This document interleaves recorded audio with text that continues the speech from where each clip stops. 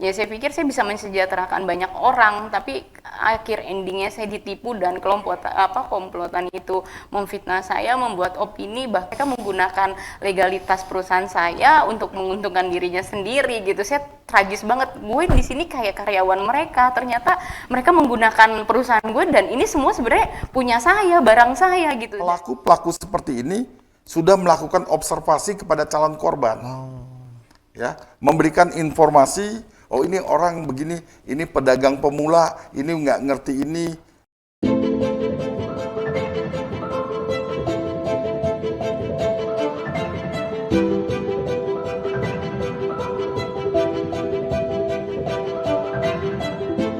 Serambi Adi Warman merupakan vlog official Adi Warman melalui penelusuran hukum akan membahas permasalahan yang sedang hangat terjadi di masyarakat.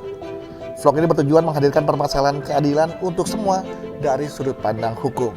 Pada tema kali ini, konon kabarnya PT MCP melakukan kerjasama dengan Pemprov DKI dalam pengadaan bansos tahun anggaran 2020 yang diwakili oleh pejabat pembuat komitmen PPK atas nama WTN sebagai Kepala Bagian Pemerintah dan Kesra di Pemprov DKI Jakarta. Dalam akhir prosesnya dipastikan bahwa SPK dengan kontrak kerja senilai 60 miliar tersebut adalah palsu. Artinya, pejabat Pemda DKI sama sekali tidak tahu SPK tersebut. Dan saat ini, Lady Marcella telah melaporkan pihak yang terlibat dalam kasus tersebut kepada Polda Metro Jaya yang telah merekayasa SPK bodong. Dan kali ini tema yang akan diangkat di Serambi Adi Warman akan membahas mengenai ada apa dengan Duta Toilet Indonesia terkait SPK bodong Bansos Pemprov DKI Jakarta.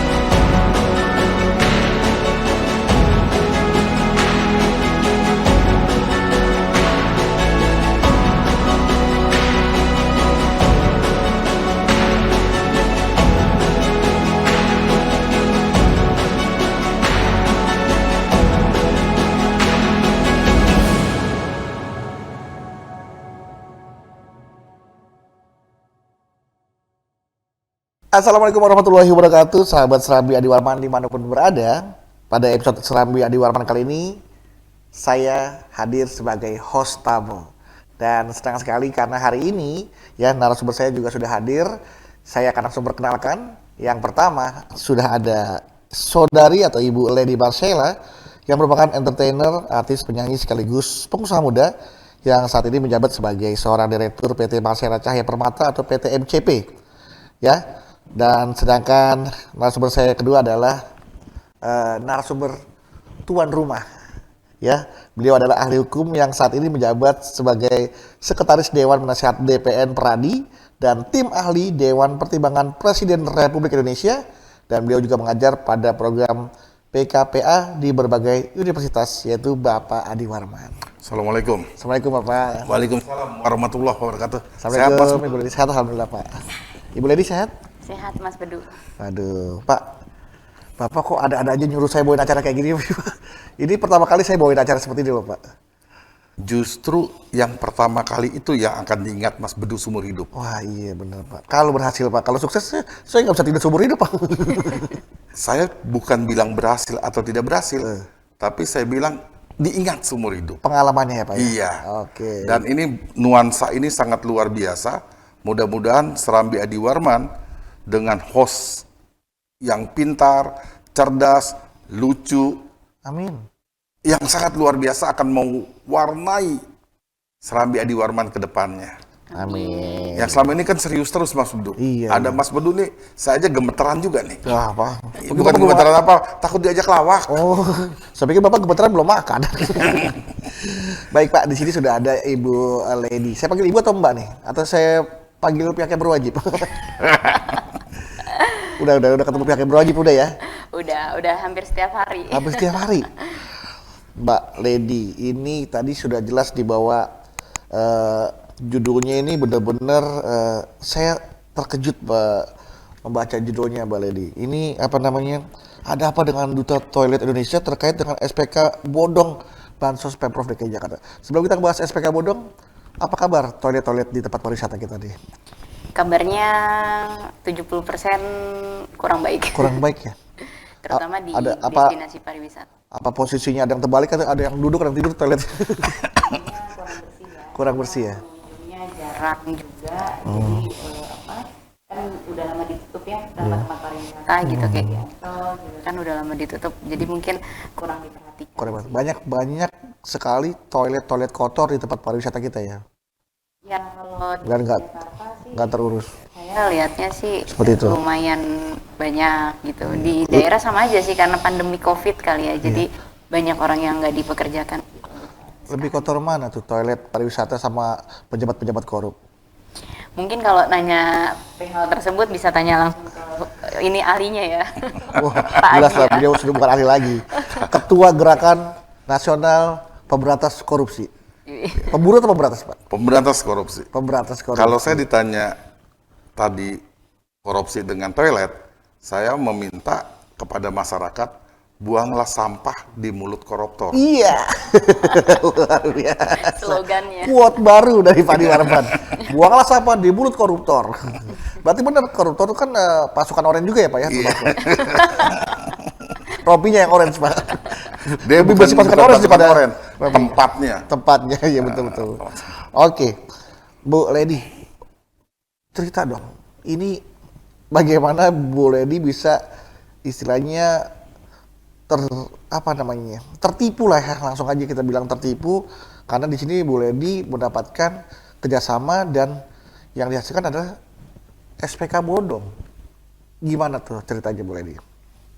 Ya ceritanya sih awalnya saya tidak tahu ya saya akan tertipu karena saya pastinya juga kondisi sekarang ini nggak mungkin ada orang mau nipu juga kan, tadinya pikiran saya seperti itu, cuman karena saya melihat ini adalah peluang gitu kan, ada orang yang menawarkan datang ke gudang saya pada awal bulan Agustus, berinisial 2 orang lelaki ya, berinisial AG dan R, dia menawarkan untuk saya mendapatkan PO untuk menjadi subkon gitu, jadi partainya besar banyak, akhirnya saya disuruh buat penawaran harga, terus persyaratan dari menjadi subkon itu adalah saya suruh menyetok barang, terus Berarti saya bicara. subkon itu ditawarkan dari mainkon? Ya, Dan dia mainnya kamu subnya? ya, Oke. jadi Mas Bedu punya SPK, Mas Bedu butuh barang nunjuk saya gitu kan.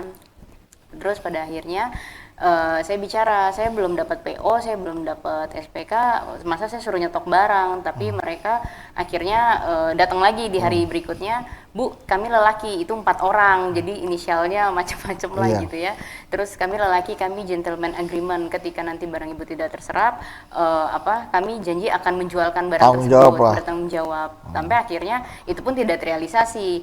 Terus yang dijanjikan, iming-iming mereka, bujuk rayu mereka, akhirnya ya saya coba menyetok barang dengan harga menurut saya pada saat itu lumayan fantastik ya, saya menyetok barang itu 3,5 miliar karena persyaratan dari saya menjadi subkon tersebut, dan mereka pun datang lagi ketika saya menyetok dan itu dimentahkan gitu kan.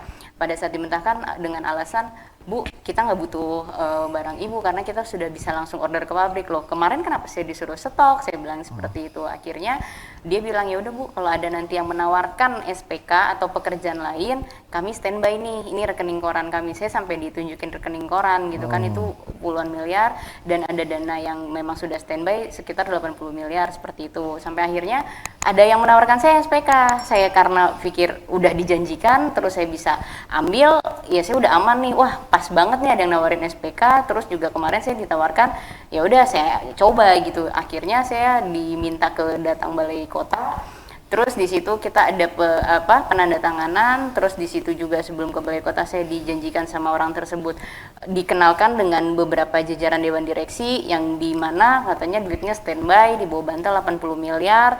Pokoknya siap mendanai gitu kan. Sampai akhirnya saya dibujuk rayu, ayo kapan nih kita buat eskrokon rekening bersama, dana sudah saya mau gelontorkan nih kan kayak gitu. Akhirnya apa Mbak Lady jaminan eskrokon tersebut, karena kan kita belum ada perjanjian notaris kayak gitu. Akhirnya saya bilang, Bu, saya sebenarnya sih nggak butuh banget dana ini, kalau duit saya tuh kemarin nggak beli barang gitu kan, cuman sudah hampir 1 bulan ini mandek, nggak terserap, saya bilang gitu. Ya saya punya ada jaminan beberapa mobil BPKB, saya bilang gitu. Akhirnya ya udah mana, ya udah Bu, kan karena dadakan saya nggak bawa barang tersebut kan. Terus ada salah satu orangnya, karena mereka itu 7 orang pada saat itu sebelum ke balai kota di Tebet kan, atas perintah yang pernah datang ke gudang saya disuruh ke Tebet. Akhirnya dicatat lah apa aja Bu fisik BPKB-nya gitu. Seingat saya ini karena saya nggak bawa fisiknya, jadi saya apa yang saya ingat. Terus Bu, kemarin apa aja Bu sembako yang ada di gudang Ibu? Ya udah saya jelasin sambil saya catat di tisu kayak gitu. Akhirnya saya bilang ya udah saya nggak bawa fisiknya, saya suruh anak buah saya ke balai kota ya. Udah nih saya udah ditunggu. Akhirnya saya ke sana. Nah terus ada yang nyatet itu bilang Mbak, tanda tangan dulu kayak gitu kan. Saya bilang, terus iya ini kita mau kasih uangnya asal muasalnya kayak gitu. Akhirnya saya tanda tangan, udah ini saya menerima uang, mana uangnya kayak gitu kan. Enggak itu nanti sama Pak DAW gitu ya, nanti beliau kasih langsung ke kamu gitu. Akhirnya saya bilang, loh tunggu dulu saya mau foto, saya bilang gitu kan. Nah, akhirnya pas saya mau foto kertasnya pun langsung diambil gitu. Saya nggak pikir juga saya di situ akan terjadinya saya akan ditipu gitu kan, karena mereka semua meyakinkan seolah-olah memang duit itu udah standby kayak gitu. Akhirnya Pak itu disobek ya, saya buru-buru ke balai kota nih, saya bilang gitu kan. Akhirnya saya ke balai kota, ternyata surat itu saya nggak tahu digunakan buat apa. Terus di balai kota saya menyerahkan fisiknya segala macam, dan ada bukti-bukti yang memang kita kesepakatan gitu kan, karena dia bilang akan buka eskrokon menggelontorkan uang, ya saya kasih dong. Dengan bujuk rayunya dia udah standby 80 miliar, terus saya kasih dong jaminan saya kayak gitu. Akhirnya pun kok saya bingung gitu, saya udah ngasih jaminan saya, duitnya pun nggak dikasih ke saya pada saat itu juga. Untuk pembuatan eskrokon itu? Iya, pembuatan eskrokon itu. Jadi saya udah nyerahin jaminan yang dia minta, tapi duitnya tuh kan ada di goodie bag coklat, itu pun nggak diserahkan ke saya. Sampai akhirnya dipanggil lah sama yang mau ngasih SPK ke kita kan, kita ke lantai 2 diperkenalkan kepada beberapa. Lantai 2 itu di ruangan apa gitu, masih ingat? Itu ruang PPK yang dibilang saudara FR itu, di ruang PPK lantai 2 dikenalkan. Bu Lady yakin bahwa ini bener ruang PPK itu? Ya, Bu Lady tunggu ya, ini ruang PPK. Nih kenalin beberapa calon Menkon. Jadi selain PT saya itu ada beberapa PT juga gitu di ruangan itu. Jadi rame gitu kan, sekitar ada 10 orang. Akhirnya kita nunggu, terus saudara yang ada namanya RHM yang didewakan lah sama mereka. Ketika dia datang, kita suruh ke lantai 19 gedung balai kota yang di lobi H gitu. Lobi H. Akhirnya mereka datang, terus kita diajak kan atas perintah dia semua. Ya udah saya ada 3 orang sama mantan partner sama saya jadi 4 orang. Ya udah kita dikawal Pamdal gitu kan, yang berbaju biru segala macam. Kita naik ke gedung. Saya bicara, Pak, ini kok gedungnya, maksudnya kita harus naik ke sini gitu. Iya Bu, karena sekarang hari kedua saya sudah meninggal pada saat itu. Terus semua ruangan tertutup karena habis di fogging COVID gitu kan. Jadi hanya ruangan itu yang ya, bisa saya percaya dibilang aja gitu. Karena menurut saya kok janggal banget ya, kayak gedung maksudnya kan pertama maghrib ya, menjelang maghrib, terus juga kayaknya dikawalnya tuh bener-bener dikawal kayak bener-bener yang saya nggak percaya lah kalau bakalan akan tertipu, padahal di gedung balai kota. Menjelang maghrib pada saat Orang udah pada pulang kantor. betul. Saya makanya tanya, kok udah pada ketutup ruangan gitu kan? Terus katanya, iya Bu, karena WFA, terus ke ruangan semua pada di WFA fogging. juga, ya. Kita jadi di lantai 19, dia bilang juga di gedung Satpol PP. Oke, sampai gitu. lantai 19 akhirnya? Penandatanganan tersebut terjadi. Jadi saya punya berkas ya. Penandatanganan SPK apa? Bisa nanti ditampilin ya. Oke. Dan akhirnya itu pada saat menandatangani, Ibu Lady yakin bahwa yang ditandatangani adalah real. Karena saya pemula ya, karena saya jujur jadi Menkon tuh baru, dan awalnya juga saya sebenarnya tidak tertarik karena bujuk rayu mereka dengan perannya masing-masing, dengan banyak orang yang menghubungi saya dan meminta.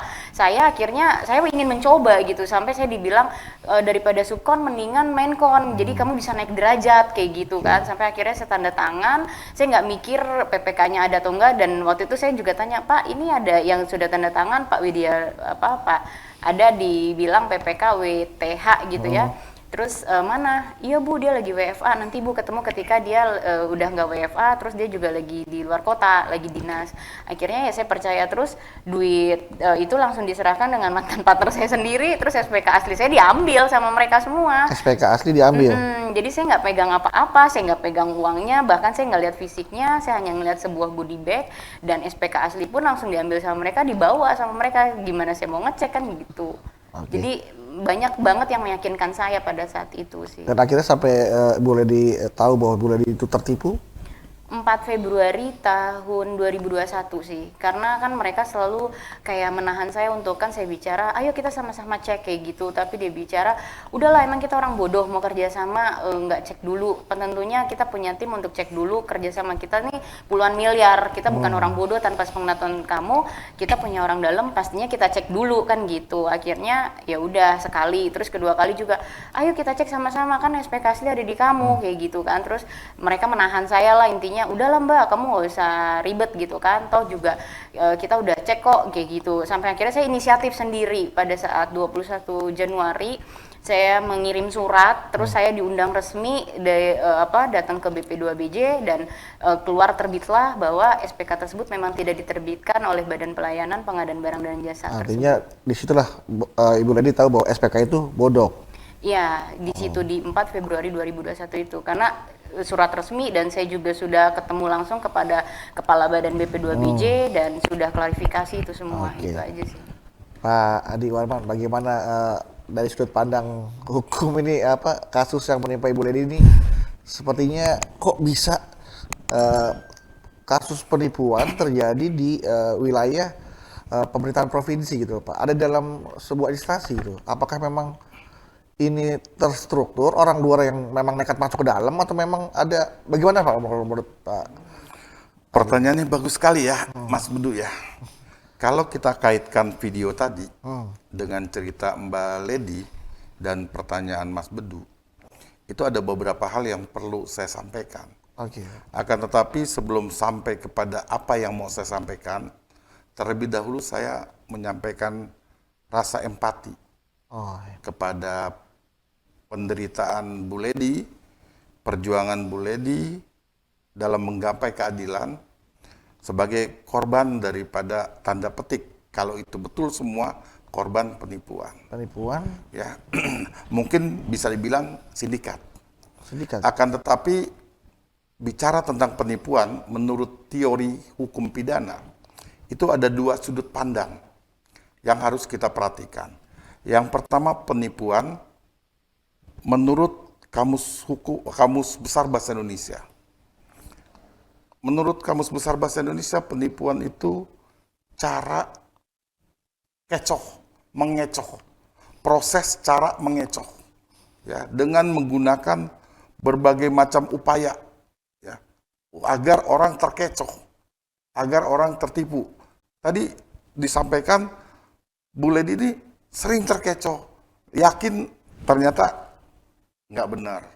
Jadi dari sudut pandang Kamus Bahasa Indonesia, itu upaya berbagai macam upaya daya untuk mengecoh korban dilakukan, serangkaian upaya.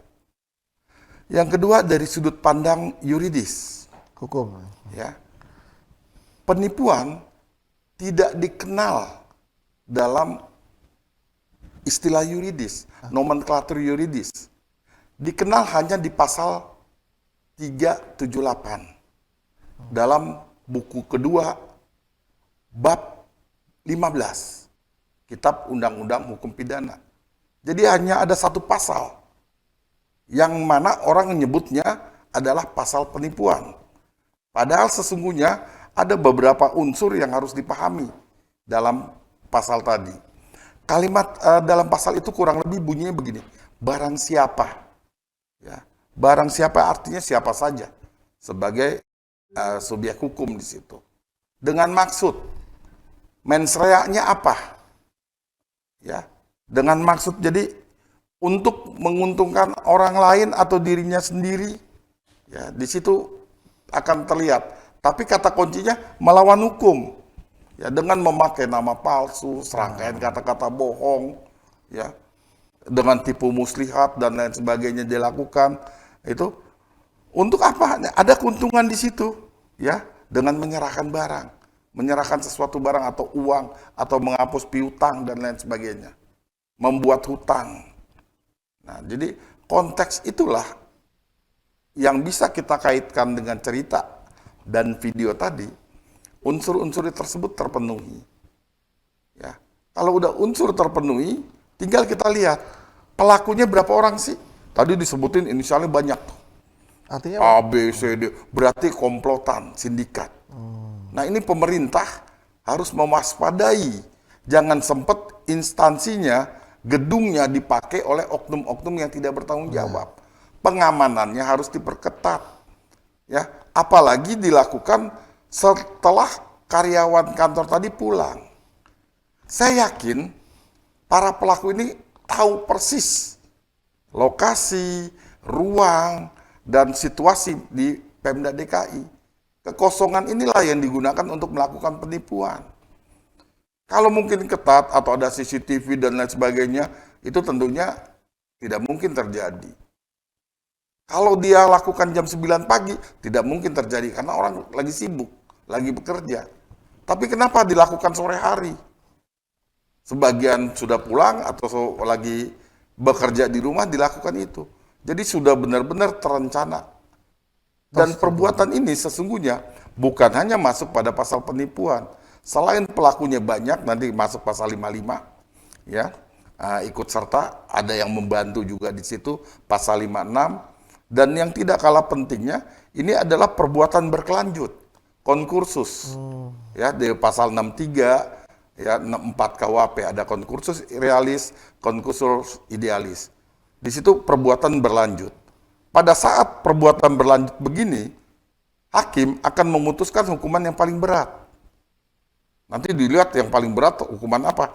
Nah, itu yang akan diterapkan kepada yang bersangkutan. Nah, sekarang persoalan kita di sini adalah bagaimana Mbak Lady ini bisa membuktikan berapa banyak sih kerugiannya. Karena biar bagaimanapun nanti penyidik akan cari tahu, penuntut atau hakim akan cari tahu kerugiannya berapa banyak sih. berapa banyak kerugiannya Iya, dan berapa yang orang yang diserahkan. disangka menipu Bu Lady gitu. Iya. Kalau ini mau saya potong Pak, kalau ini dianggap penipuan yang memang dilakukan oleh banyak orang, artinya kan ini direncanakan Pak. Kalau direncanakan pasti ada orang yang merencanakan, ada yang punya rencana, bisa bilang otaknya lah atau dalangnya. Mungkin nggak ini ada dalangnya juga ada. Saya yakin ada dadar ya si pelaku, ada dadar intelektual di sini. Iya. Ya, si pelaku ada, dan ini dibuat sedemikian rupa ya, kalau saya lihat tadi video itu, ini sistematis, terstruktur, bahkan masif. Jadi biasanya pelaku-pelaku seperti ini sudah melakukan observasi kepada calon korban, ya, memberikan informasi, oh ini orang begini, ini pedagang pemula, ini nggak ngerti ini, belum pernah main dengan Pemda dan sebagainya. Nah, terus dilihat juga orang ini sering melakukan bagi-bagi sembako, ini mungkin dengan kita tawarkan seperti itu akan bisa. Iya, iya, iya. Tanpa itu ini tidak akan berhasil. Iya, iya. Ya. Kayak kalau di kampung Pak dulu namanya kalau maling namanya pemetaan ya Pak ya. Iya. Iya, amatin dulu nih, udah oke dikasih tanda nih sama temennya. Iya. Udah lu tinggal maling nih tuh. Nah, gitu. Kurang lebih seperti Kurang lebih, itu. Pak ya. Ya. Kenapa saya bisa tahu Pak? Bukan berarti saya dulu maling ya Pak, bukan berarti. Ya mudah-mudahan begitu ya. Nggak. Tapi yang pasti maling. Maling apa nih Pak? Maling hati istrinya. Aduh. Iya deh, kita balik lagi ke permasalahan Ibu Lady nih Pak. Jadi Bu Lady sudah sadar bahwa dia tertipu nih Pak ya. Dan ditipu oleh banyak orang. Tadi juga kan kita lihat videonya, banyak inisial yang dicantumkan di situ. Gitu kan. Di tengah-tengah perjalanan itu Bu Lady pernah nggak sih maksudnya terpikirkan ini gue kayaknya bakal ketipu atau gue lagi ditipu nih gitu loh. Sebelum sampai tahu dari Pemprov, setelah Pemprov menerbitkan BP2BJ itu menerbitkan bahwa tidak ada pernah menerbitkan yang namanya SPK itu gitu loh. Saat ada feeling atau apa gitu nggak pada saat berjalannya proses ini? Janggal sih ada gitu, tapi perasaan gue ditipu mantan partner itu nggak ada sama sekali gitu. Sama sekali aku nggak mikir itu. Jadi aku mikir masih memang betul uang pribadi dia dan dia betul dewan jajaran direksi sebuah perusahaan PTT gitu ya. Dan aku sampai detik ini aja aku tahu belakangan itu Februari gitu ya, yang dimana ternyata kejanggalan aku tuh terjawab ada satu ketika gitu. Akhirnya aku membuat laporan lagi. Jadi aku ada 2 laporan yang tadinya hanya informasi kepada aku. Jadi salah satu kelompok mereka memang ada yang kasihan sama aku gitu. Jadi dia bicara, Bu Lady nih ternyata begini-begini kayak gitulah. Terus akhirnya saya masih belum percaya karena saya belum lihat buktinya gitu. Akhirnya pada saat saya ngeliat buktinya, saya berterima kasih sama Tuhan kan. Saya spontanitas gitu ya. Saya bilang, Pak, saya terima kasih karena Bapak meminta keterangan saya pada saat itu. Saya jadi tahu semuanya. Akhirnya di situ saya baru tahu kalau ternyata apakah saya ini memang sudah ditargetkan di situ. Kok bisa ya mereka kenal padahal depan saya mereka nih nggak kenal gitu kan. Kok bisa mereka sekarang jadi kayak sebuah kayak sahabat yang seperti udah lama kenal. Terus saya pikir-pikir asalnya dia sama, jangan-jangan rumahnya berdekatan kayak gitu kan. Terus ini jadi saya sekarang ini akhirnya tahu dari terima kasih tim Polda Metro Jaya ya udah mengajarkan saya banyak hal juga agar saya buat saya pinter juga sih. Akhirnya Bu, Ibu gini akhirnya saya tahu sih sebenarnya dari mereka semua setelah mereka secara objektif melihat case saya ini kan. Saya ada laporan di Kamnek dan di unit Harda gitu ya. Di sana oh gitu ya Pak. Iya Bu, sebenarnya penipuan mereka belum selesai ketika mereka belum dapat tanda tangan Ibu kayak gitu. Jadi mereka memang ngejar tanda tangan saya sampai gudang saya tuh dikuasain gitu. Jadi banyak yang bicara permainan mereka tuh sebenarnya belum selesai Mas Bedu. Mereka hanya mengejar tanda tangan saya, itu semua sudah rapih gitu. Tapi alhamdulillah saya masih dilindungin Allah mungkin karena niat saya juga saya bekerja, terus saya ibaratnya ayo kapan kita menjual barang ini semuanya, dan saya seorang diri lah yang memang mengembalikan kerugian tersebut. Dan saya seolah-olah kayak diteken juga, diintimidasi juga, suruh tanda tangan ini lagi kayak gitu. Saya akhirnya belakangan saya nggak mau gitu. Akhirnya kok nih orang lama-lama seperti injek-injek saya, yang direkturnya saya tapi saya seperti marketing gitu. Saya seperti karyawan yang disuruh tapi ya saya pikir ini semua namanya kerjasama, kita harus tanggung jawab, beritikat baik seperti itu. Tapi mereka semua tidak ada itikat baiknya saya lihat. Bahkan kok anarkis yang mereka lakukan, kirim beberapa anggota ke gudang. Terus anak buah saya sampai detik ini yang saya sesalin itu ada yang ikut saya udah 10 tahun karena saya sebelum di Bansos ini bergerak di bidang supplier material alam. Saya ada pabrik di Tangerang. Itu semua anak buah saya akhirnya nerima telepon saya aja tuh mereka gemeteran, ketakutan karena udah dibilang saya nih apalah segala macam, dibentuklah opini-opini yang memang orang jadi melihat saya tuh seolah-olah gitu kan. Akhirnya saya kehilangan mereka. Saya sempat nangis kemarin pas bulan puasa Lebaran juga. Saya pikir aduh kemana ya anak buah gue yang benar-benar setia mendampingi saya saat perusahaan saya masih merintis sampai sekarang ini. Kok gara-gara saya terima bansos, saya mau mensejahterakan mereka, malah kok mereka kayak giniin gitu kan. Apa salah saya kan gitu. Jadi perbuatan mereka keterlaluan lah buat saya gitu. Oke. Kalau Ibu bilang ini sebenarnya mereka belum selesai melakukan ini kepada Ibu. Ya. Berarti kerugian yang boleh diderita juga masih belum belum berakhir sampai sini, masih banyak begini dong. Belum sama sekali. Saya sekitar 4,4 miliar di luar jaminan yang dia ambil pertama kali ketemu saya serahkan, itu di luar itu. Jadi kerugian saya bisa dibilang ya mungkin 6, miliar lebih gitu. Itu duit pribadi saya yang memang udah saya tabung. Ketika saya pikir ya udah semuanya saya stop dulu bisnis saya mengalihkan serius lah di bidang ini. Saya pikir saya bisa mensejahterakan anak-anak staf saya di Tangerang. Saya alihkan semua ke gudang Cakung. Saya menyewa dari bulan Januari dari bulan Juli gudang tersebut sampai bulan Januari 2021. Ya saya pikir saya bisa mensejahterakan banyak orang, tapi akhir endingnya saya ditipu dan komplotan itu memfitnah saya, membuat opini, bahkan saya pikir kok tega ya gitu. Saya sudah berjuang dan tidak ada yang dirugikan sama sekali gitu kan. Pembelian mereka juga sudah tahu, penjualan pun saya lakukan dengan dapat mereka profit pun saya serahkan ke mereka gitu. Jadi nggak ada mereka ruginya, bahkan saya sudah seorang diri meminimalisir bagaimana sih menggantikan kerugian yang mereka alami, tapi saya tidak tahu kalau ternyata semua itu harusnya di PT saya gitu. Mereka menggunakan legalitas perusahaan saya untuk menguntungkan dirinya sendiri gitu. Saya tragis banget, gue di sini kayak karyawan mereka, ternyata mereka menggunakan perusahaan gue dan ini semua sebenarnya punya saya, barang saya gitu. Dan saya bodoh banget di situ. Saya akui saya ya di situ ya berdoa sama Allah lah, maksudnya tolong kasih jalan keluar, engkau menciptakan masalah ini, pasti engkau juga yang punya kunci menyelesaikannya itu. Pak Aldi, ini tindak penipuannya banyak banget ya, perusahaannya, terus juga mungkin pemalsuan.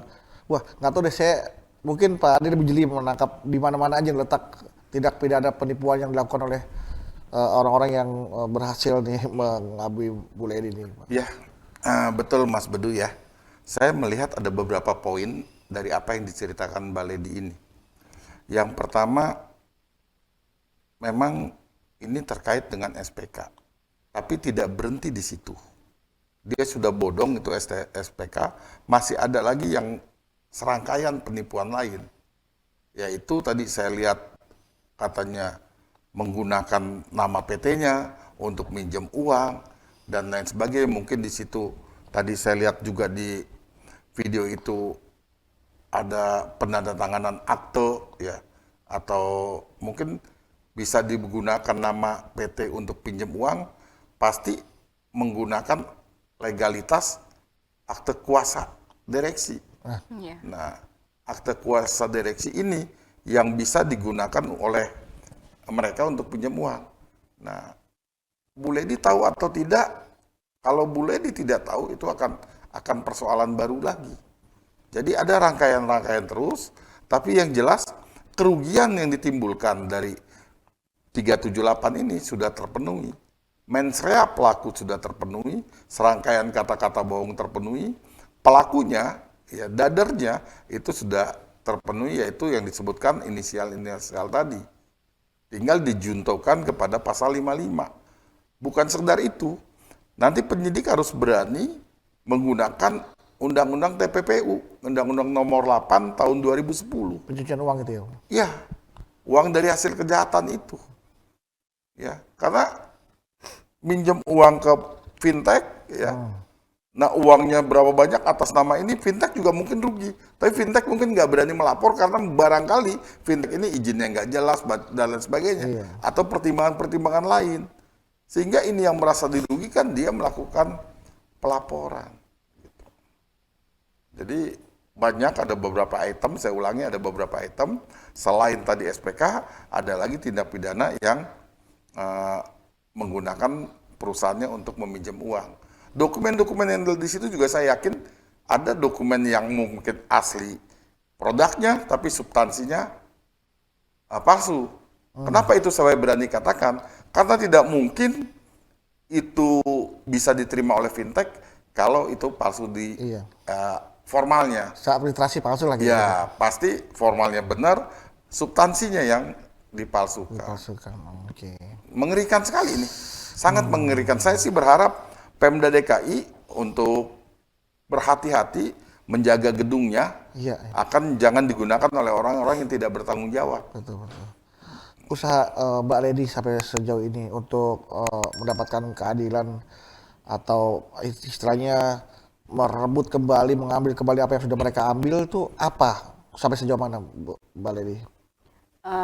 Saat ini saya masih menggunakan jasa bantuan Polda Metro Jaya. Asalnya saya melaporkan itu 16 November 2020 di Polres Jakarta Utara. Hampir Tapi karena setahun yang lalu ya, ya, berarti. jadi karena lokasinya itu banyak ya. Pada saat itu saya disuruh ke KFC Tangerang, terus ke Balai Kota, terus jadi nggak di utara aja. Saya cabut laporan itu. Saya cabut laporan itu tanggal 15 Februari, terus saya mencoba melaporkan lagi di Polda Metro Jaya itu 22 Februari 2021. Jadi memang saya sudah 1 tahun ini terbelenggu ya, maksudnya saya hanya bisa doa, pasrah, berusaha gitu, dan tolong lindungi saya Tuhan, kayak gitu. Jadi terserah mereka mau menjelekkan nama saya seperti apa, jadi mereka membuat opini yang di luaran seperti apa, saya ikhlas. Yang penting tolong lindungi saya, yang benar itu benar, yang salah itu salah. Engkau pasti bisa mengungkap ini semua. Saya hanya, kekuatan saya hanya sama Tuhan, sama doa dari orang tua saya aja sih gitu. Jadi upaya saya melapor polisi, terus juga saya pernah juga minta mediasi sama lawyernya tim mereka, tapi mereka nggak berkenan. Saya juga nggak tahu kenapa gitu ya. Saya juga belum tahu ternyata menggunakan atas nama PT MCP itu saya masih belum tahu gitu. Jadi belakangan inilah saya baru tahu, dan saya jadi belajar. Ini pelajaran mahal buat saya sih. Oke, ketika membuat laporan ke pihak kepolisian, apakah sudah ada nama-nama yang ditetapkan menjadi tersangka atau memang masih dalam penyelidikan dari pihak kepolisian atau sudah sampai sejauh mana? Jujur di unit Kamnek Polda Metro Jaya sudah jadi tersangka, tapi sampai detik ini nggak ditahan. Dan saya difitnah lagi, katanya yang mereka nggak ditahan itu karena saya, tapi saya punya bukti-bukti lah gitu, yang dimana tersangka ini tadinya minta damai. Terus saya bicara sama penyidik, kalau sampai 13 September 2021 tidak ditahan, tolong kalau sampai 13 September 2021 tidak mengembalikan yang kerugian saya gitu ya, tolong ditahan, saya bilang gitu. Saya sudah pasang badan karena mereka itu 1 tahun dan mereka tidak ada tanggung jawabnya sama sekali. Ternyata ya tragis lah yang saya lihat itu, dan ada informasi kepada saya siapa yang menghalangi niat kejahatannya mereka akan digeser lah pada saat itu gitu ya. Dan saya sempat bicara juga kepada pimpinannya, saya bicara, Pak tolong dong, saya di sini sungguh-sungguh, saya bukan public figure yang hanya public figure aja, saya juga punya perusahaan yang harus saya jalanin, dan perusahaan saya ini dimana banyak orang yang membutuhkan, tolong dong Pak, keadilan buat saya tidak minta pembelaan sama sekali, saya bicara seperti itu. Tolong keadilan yang dimana sesuai bukti Pak, dilihat, jangan hitam jadi putih, putih jadi hitam. Maksud saya pada saat itu saya sampaikan, tetapi ya sampai saat ini nggak ditahan, itu aja sih. Bagaimana melihat proses hukum seperti ini, Pak? Oke, sebelum saya jawab proses hukum ya, tentang proses hukum ke depan, menarik saya harus stabilo terkait dengan perusahaannya dipakai untuk minjam duit ke fintech. Itu menarik sekali, pasti menggunakan akte. Iya. Untuk itu saya harus jelaskan dulu kepada Mbak Lady dan kepada sahabat Adi Warman, Serambi Adi Warman. Jadi akte di sini Akte kuasa deh Pak ya? kuasa ya, kuasa. Itu bicara tentang kuasa, itu diatur dalam Kitab Undang-Undang Hukum Perdata, bab 16, ya, pasal 1792. Di dalamnya dikatakan bunyinya itu kesepakatan. Ya. Dia harus ada kesepakatan saling percaya seperti ijab kabul lah. Kesepakatan untuk memberikan kuasa kepada seseorang untuk mengurusi urusan tertentu. Tanpa kesepakatan tidak mungkin. Artinya dua-duanya harus tahu. Kalau salah satu tidak tahu, berarti di situ ada proses penipuan di situ. Ada proses yang tidak jelas di situ. Ya. Pak, ini surat kuasa harus gak dengan akte notaris? Tidak harus. Ya. Tetapi untuk menjam uang ke fintech atau ke perbankan, pihak bank itu pada umumnya minta kuasa diberikan dalam bentuk akte otentik. Akte otentik itu yang membuat siapa? Notaris. Jadi ini dibuat sedemikian rupa supaya itu bisa digunakan untuk melakukan peminjaman uang, tapi yang punya PT-nya tidak tahu dan lain sebagainya. Nah mungkin aja di sini Mbak Lady itu tanda tangannya itu dia nggak baca, atau tanda tangannya dipalsukan, atau juga dengan tumpukan macam-macam, atau dibikin suasana atau kondisi yang memang terpaksa harus tanda tangan. Ya, dibuat sibuk kalau bahasa saya. Dialihkan perhatiannya lah ya Pak. Iya, kayak Mas Bedu kayak gini ya. Waktu kita kecil ya, naik mikrolet, itu mau copet orang mencopet ya, dia ada 3 orang atau 2 orang, itu yang satu belaga muntah, ya dia lompat gini, yang satu nyopet, ya, yang satu sebagai apa yang kehilangannya, seperti itu. Ya. Jadi modus seperti ini bisa aja dilakukan kalau itu sudah sindikat. Siapa mengerjakan apa, kan itu sangat-sangat Masing-masing punya peran ya Pak. sangat luar biasa. Jadi kembali kepada kuasa itu diatur di dalam bab 16 pasal 1792, ada juga diatur dalam pasal-pasal berikutnya 1793 sampai 1795 terus selanjutnya. Ada juga diatur di dalam pasal 123 HIR. Jadi kuasa itu kalau formatnya sah, substansinya tidak sah, ya tidak sah. Ya, substansinya betul nggak Mbak Lady itu memberikan kuasa? Kalau bilang saya nggak pernah, saya nggak betul nggak tanda tangan saya, tapi saya tidak pernah memberikan untuk kuasa, untuk kuasa minjam. Iya. Mungkin dokumen itu digunakan harusnya untuk ini Pak. Tapi disalahgunakan tuh kan? Dilakukan penyalahgunaan. Penyalahgunaan. Nah itu adalah memang trik mereka untuk memuluskan tindak kejahatannya, tindak pidananya. Berarti artinya ada peran notaris juga di situ Pak. Kalau memang itu sampai terjadi vintage meminjamkan uang, berhasil dia pinjam uang dari vintage. Bisa dipastikan oknum notaris terlibat. Apalagi kalau itu di hadapan notaris. Membuatnya kalau akte otentik itu harus di hadapan notaris. Kalau notarisnya tidak tahu, tidak datang, tidak ini ikatan notaris harus bertindak terhadap anggota yang seperti ini. Oknum yang seperti ini harus ditindak. Ini terutama mengecek keautentikan surat kuasanya juga ya Pak ya. Iya. Keperluannya memang digunakan untuk peminjaman uang, dari siapa, memberikan kuasanya siapa gitu. Dan harus di hadapan notaris karena pasti bahasanya begitu. Datang menghadap saya bla bla bla bla. Iya. Di hadapan, kalau tidak di hadapan notaris berarti notarisnya berbohong. Kalau notarisnya berbohong, ya pertanyaan saya, apa layak jadi notaris? Iya. Ya, jadi ikatan notaris harus juga bertindak terhadap oknum anggotanya yang nakal. Nah, kembali kepada upaya hukum yang tadi dilakukan Mbak Lady, ya jujur saya katakan kasus ini aja sudah masalah. Dan makanya saya bilang tadi saya empati. Kasus ini sudah masalah. Dan kasus ini masih terus bermasalah lagi. Bukan itu aja, ke depan Mbak Lady juga harus menyiapkan mental karena berhadapan dengan tanda petik, ya. Berhadapan dengan proses hukum. Berhadapan dengan proses hukum itu nggak gampang, Mas Bedu. Iya. Ya, kalau proses hukum itu gampang, tentu ceritanya beda. Ada Pameo mengatakan kan, hilang kambing, jual kandang-kandangnya, lapor polisi, belum tentu kambingnya balik. Kandangnya malah ini. Nah, jadi begitu seremnya proses hukum.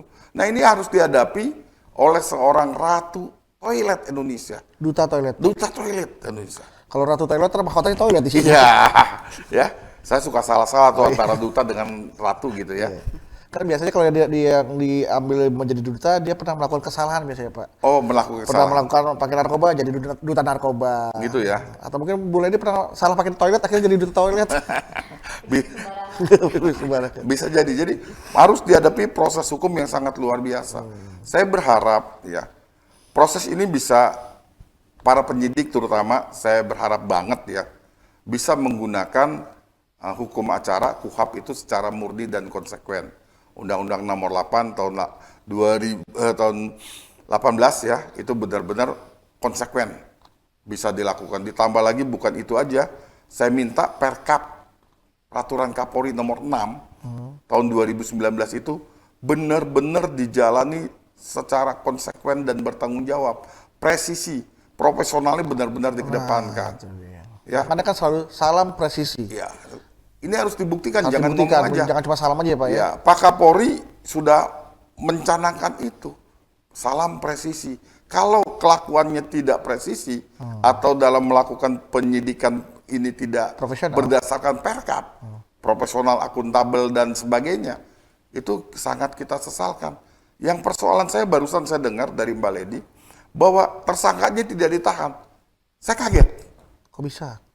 Ya, karena di dalam KUHP pasal 21 itu penyidik itu bisa melakukan penahanan untuk pelanggaran pasal 378, 372 walaupun ancaman hukuman 4 tahun. Di pasal itu dikatakan ayat satunya terhadap pelaku tindak pidana ancaman hukuman 5 tahun ke atas. Tapi di ayat 3-nya dikatakan untuk pasal 378, 372, 351, ada panjang macam-macam pasal lagi, itu boleh ditahan. Nah pertanyaan saya, kenapa nggak ditahan? Ada apa dengan cinta? Ada apa dengan cinta? Ya, ini saya berharap Propam ya untuk bisa bersikap, jangan nunggu laporan masyarakat. Ya, mudah-mudahan dengan disampaikan di Serambi Adi Warman ini, Propam juga bisa bergerak, ya, menanyakan kenapa itu. Wasidik juga bisa melakukan itu. Kalau tidak, wah bahaya. Dan penerapan pasalnya harus juga benar. Bukan hanya terbatas kepada apa yang dilaporkan oleh korban. Tapi TPPU itu harus dilakukan. Ditahan, kalau sekarang sudah sampai ke kejaksaan, harus dapat dipastikan P21-nya.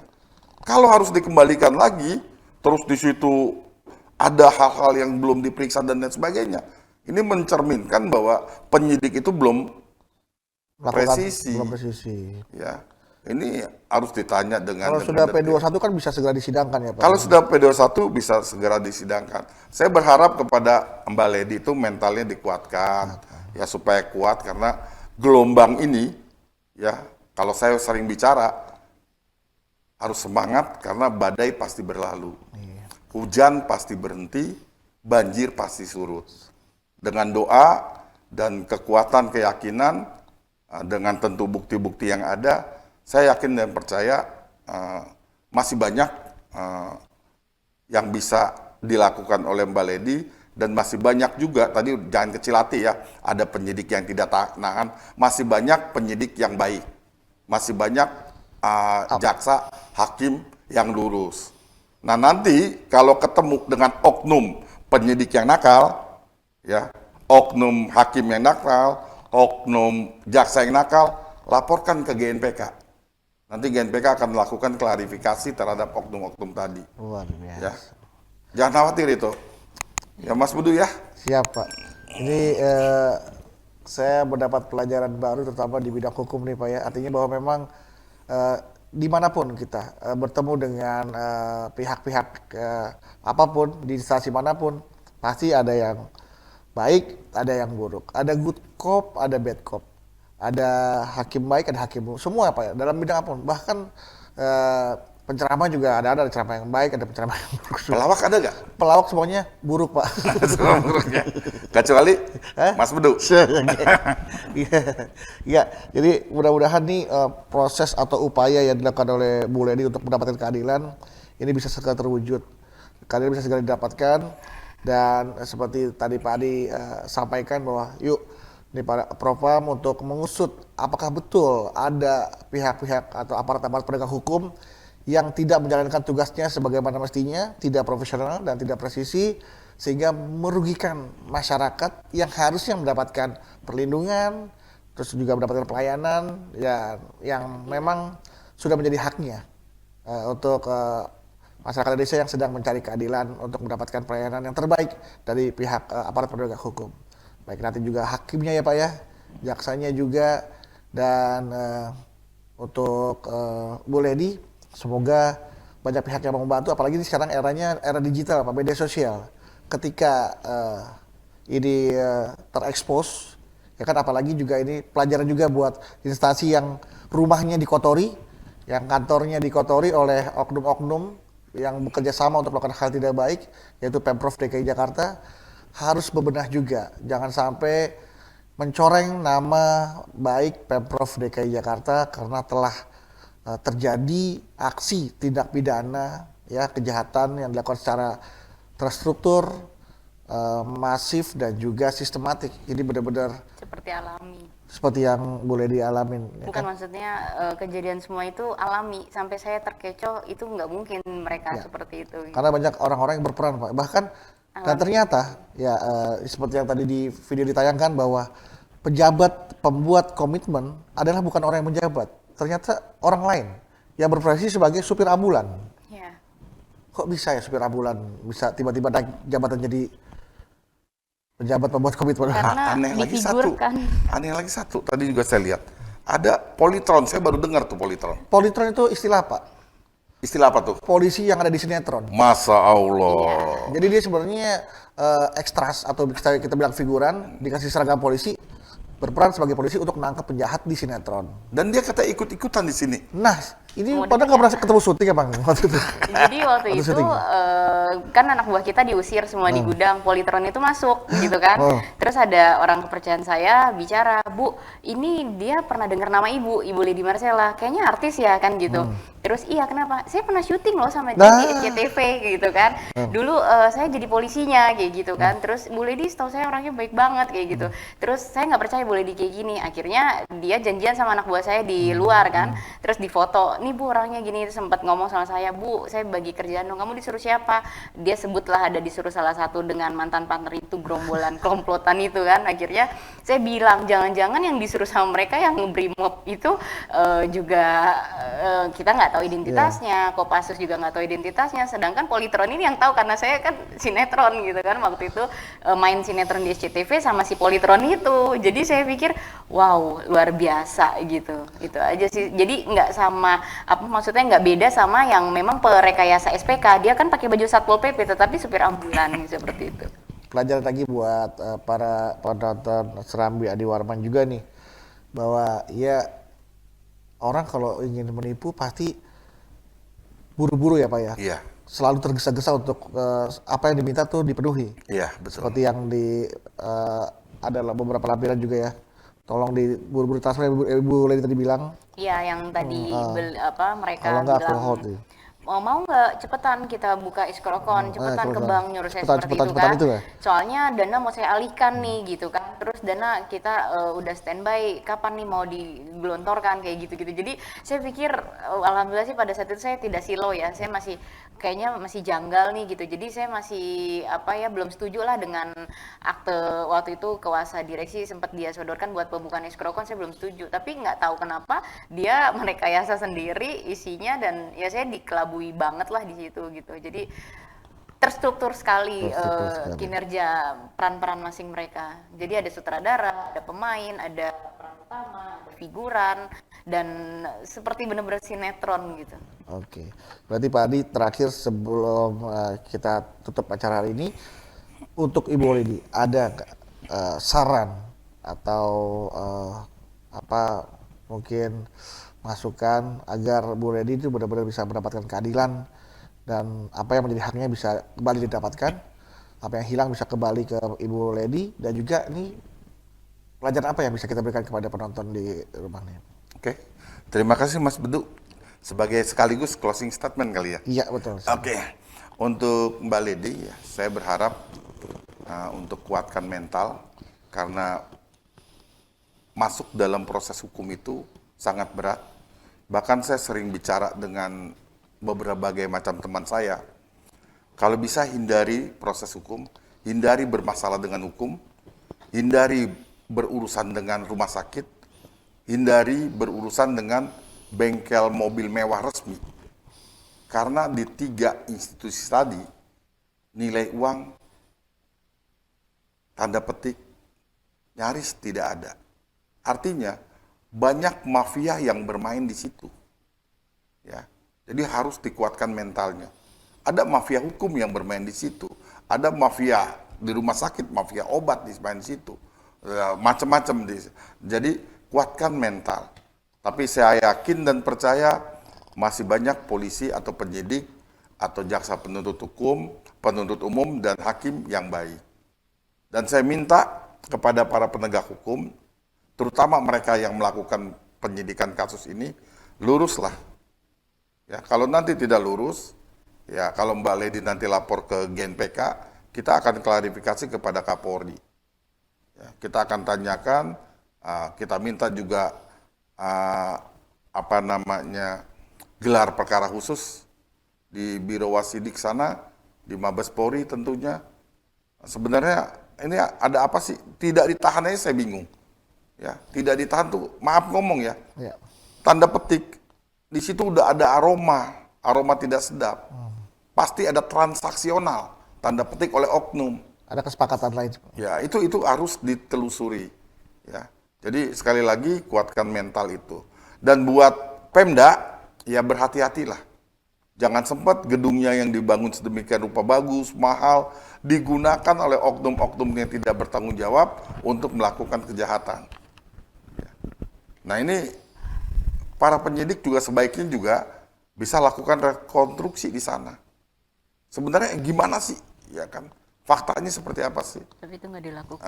Jadi itu juga harus dilakukan. Jadi Termasuk CCTV juga ya Pak Adi ya, tadi bilang yang CCTV juga bisa menjadi bukti kuat itu ya Pak ya.